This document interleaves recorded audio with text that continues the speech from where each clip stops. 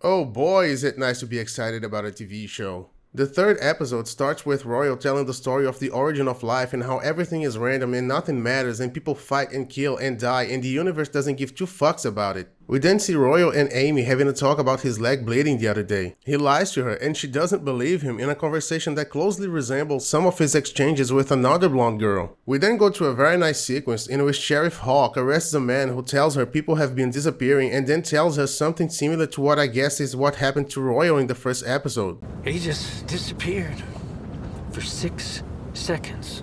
You know, with the missing a few hours thing. We then see Autumn digging near the rock with the symbol and then walking on a road before getting a ride to town where she picks up some anti-epileptic pills. She then finds Perry in a bar and they have a conversation that borders Mulholland Drive levels of surreal. The woman just asks how long he has been married, he straight up answers and says his wife is missing, and then she suddenly starts talking about being in a dark room, and then the dialogue just ends. And these are two people who have never met up until this point. The show then cuts between Autumn and Amy again, and we see the little girl on a roll before she takes a ride with Billy. The show keeps making these parallels between the two of them.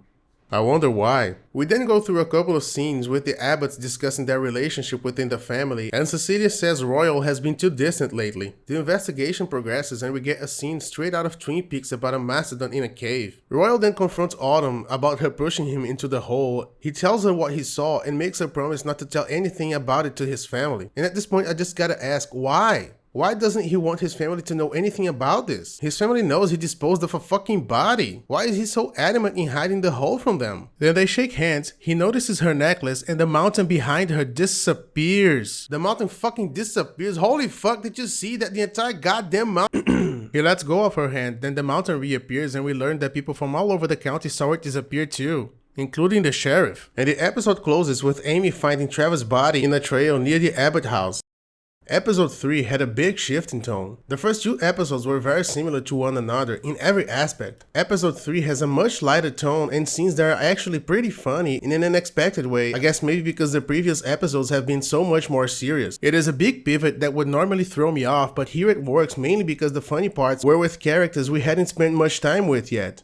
This episode also gave me the impression they plan to do more than one season for this show. They only have 8 episodes, and while I love that the episode is focused almost entirely on the characters, I guess if they only planned in doing one season, the story would be moving a little bit faster. Actually much faster. There is a lot to unpack from those two first episodes, and while the investigation did progress in this one, the overall story almost didn't at all. I'm not complaining though, I love myself some character driven story. In this episode we also get some serious David Lynch references. The name of the sheriff is Hawk. Is it about the bunny? She's a Native American and she has a sidekick that speaks in an unusual manner. The scene in the bar looks straight out of Mulholland Drive and the scene with this man looks straight out of Twin Peaks. No.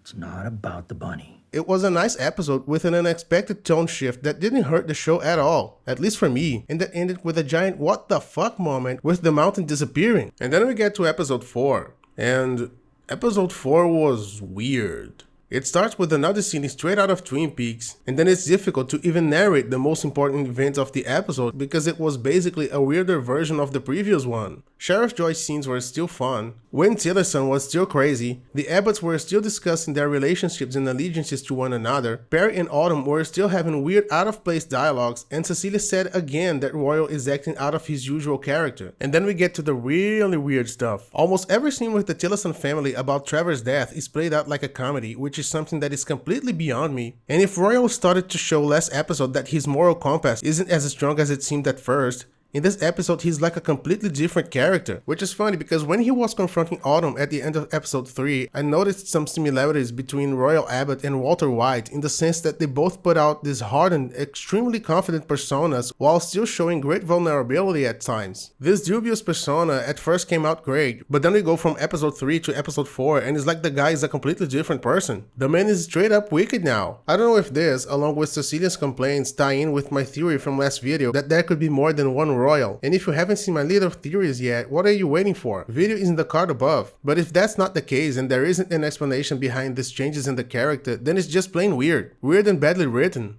The two final sequences on the episode are so weird and out of place that I don't even know what to make out of them. Royal is at Trevor's wake, where he doesn't seem like the family man from the previous episodes at all, having an almost menacing talk with the sheriff like he's some kind of villain when he hears Autumn's voice coming from a doorway. He goes in and arrives in a back room with Autumn playing cards with some other man. He then sits down for a game that is an obvious allegory for the confrontation between the two characters. The whole scene looks dreamlike, surreal. Then they start playing and raising their bets until something starts banging at the door, and when someone opens it, the fucking bison sticks its head in. Wait, is that a bison or a buffalo? Buffalo. Lungs?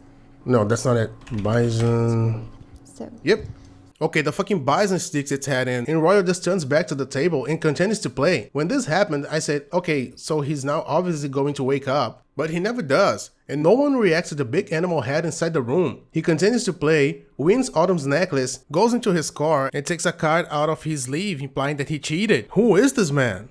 Also, we had some David Lynch references these last two episodes, but wait. Hold up. It is one thing to make references. It is great that you make use of symbolism, but you can't turn this pretty straight sci-fi thriller into some David Lynch and surreal shit. At least not like this. It doesn't make any sense. It's like this episode came from a different TV show. The problem is not that I don't understand what the bison invading the game means, which I don't by the way, so if any of you could help me out, I'd appreciate it. The problem is that it doesn't fit. The scene itself is not bad. It could have worked if they took everything they did here down a few notches, or if they did it in another moment of the show after they gradually brought the audience to this level of surreality. It's not a big problem that the show becomes surreal, but you have to take us there. You can't just drop a giant bison head in the middle of a card game in the middle of a wake. Then we go to Crazy Wayne Tillerson being crazy. He spills his drink on his rock and the thing looks like it starts to boil. Then he randomly takes his car, goes out into the field, sees a light, the light disappears, then he reaches the hole, then nobody's there, then Royal attacks him out of nowhere, knocks him out, he gets up and knocks Royal out with his rock, to which he then looks at like it is something he has never seen, then gets in his car and then drives away like he has an adrenaline rush or something. And then the episode ends. And at this moment, I said it out loud. What the fuck was that? I mean the scene. I mean the entire episode. I legitimately did not understand what happened in this scene. Like at all. I did not understand what led to the confrontation, I did not understand the confrontation itself, and I did not understand its resolution. I tried at all costs to understand some of the choices in this episode, but I really couldn't. It didn't advance the plot at all. Well, maybe it did with the necklace, but nothing about it made much sense at all. And the investigation did almost the same thing as in the previous episode. It becomes even more bizarre if you think how similar episodes 1 and 2 were to each other, and how different 3 and 4 are not only from the first two episodes, but from each other. Besides being very different, episode 3 was great, but episode 4 was just fucking weird and out of place. Anyway, even though I didn't like episode 4 at all, these two still gave me stuff to think about. 1. Royal makes the mountain disappear and a bunch of people see it too. A theme in this episode is the places where people belong to, and Wayne's wife can see the little black things moving inside the rock. Does that mean that only people native to this place can see things related to the pit and what Royal does? And 2. Royal making the mountain disappear along with some other people being able to see it, plus the fact that we had what looked like cults and military with timers awaiting Royal's arrival in the future.